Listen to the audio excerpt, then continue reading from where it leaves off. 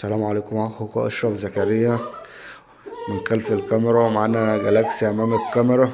طبعا احنا هنطلع جالاكسي دلوقتي يا جماعة عشان رايحين نطعمها. هنطعم تطعيم خماسي. تمام.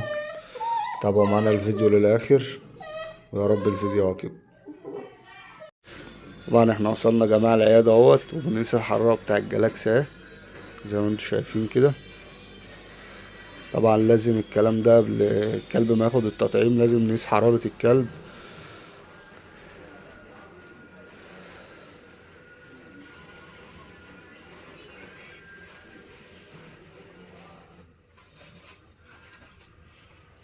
بس يا جالاكسي.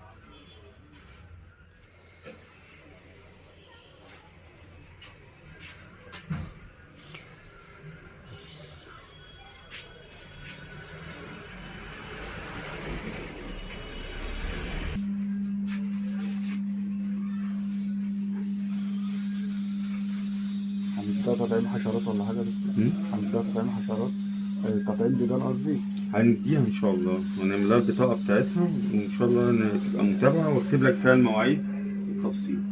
انت هتديها حاجة بالديدان دلوقتي ولا؟ اه.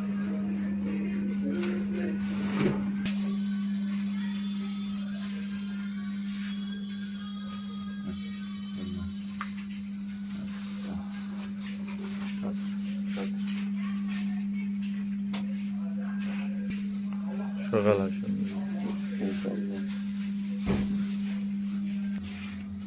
طبعا جالاكسي كده يا جماعة اتطعمت وادينا حبوب للديدان، وهنعمل لها البطاقة دلوقتي وهنوريها لكم برضه. طبعا دي البطاقة يا جماعة اهيت بعد ما طعمت جالاكسي زي ما انتم شايفين. دي مكتوب عليها البيانات اهي. تمام. ده التطعيم الخماسي اهو يا جماعة. تمام. وبرضه احنا طعمنا ديدان ايفا تراي. تمام. كده تكون انتهت حلقتنا، وما تنسوش اللايك والشير وتفعيل زر الجرس والاشتراك عشان يوصلكوا كل جديد وكل فيديوهات جالاكسي.